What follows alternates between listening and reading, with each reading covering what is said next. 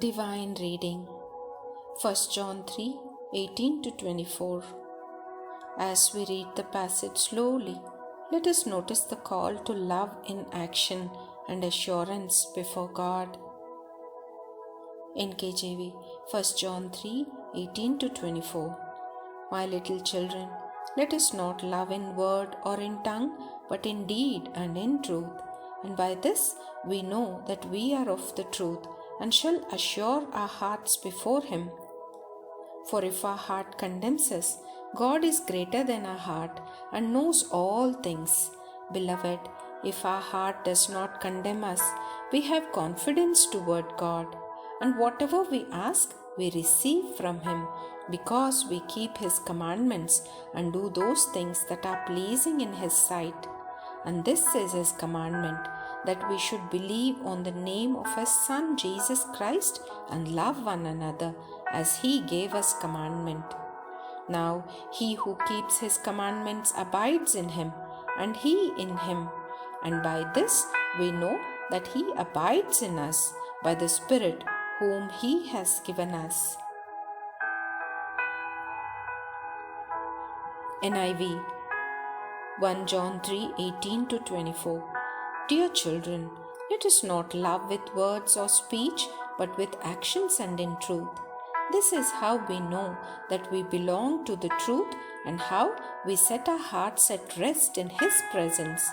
If our hearts condemn us, we know that God is greater than our hearts, and He knows everything. Dear friends, if our hearts do not condemn us, we have confidence before God and receive from Him anything we ask, because we keep His commands and do what pleases Him. And this is His command, to believe in the name of His Son Jesus Christ, and to love one another as He commanded us. The one who keeps God's commands lives in Him, and He in them. And this is how we know that He lives in us. We know it by the Spirit He gave us.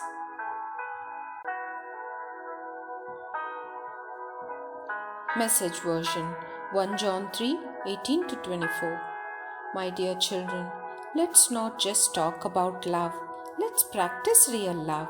This is the only way we'll know we are living truly, living in God's reality. It's also the way to shut down debilitating self-criticism, even when there is something to it. For God is greater than our worried hearts and knows more about us than we do ourselves. And friends, once that's taken care of, and we are no longer accusing or condemning ourselves, we are bold and free before God.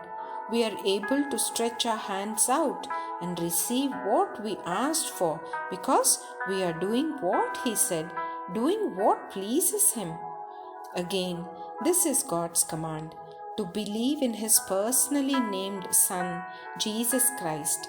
He told us to love each other in line with the original command. As we keep His commands, we live deeply and surely in Him, and He lives in us. And this is how we experience His deep and abiding presence in us, by the Spirit He gave us.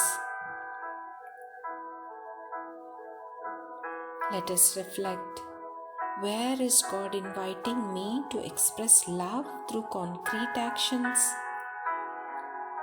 How does obedience deepen my confidence and intimacy with God?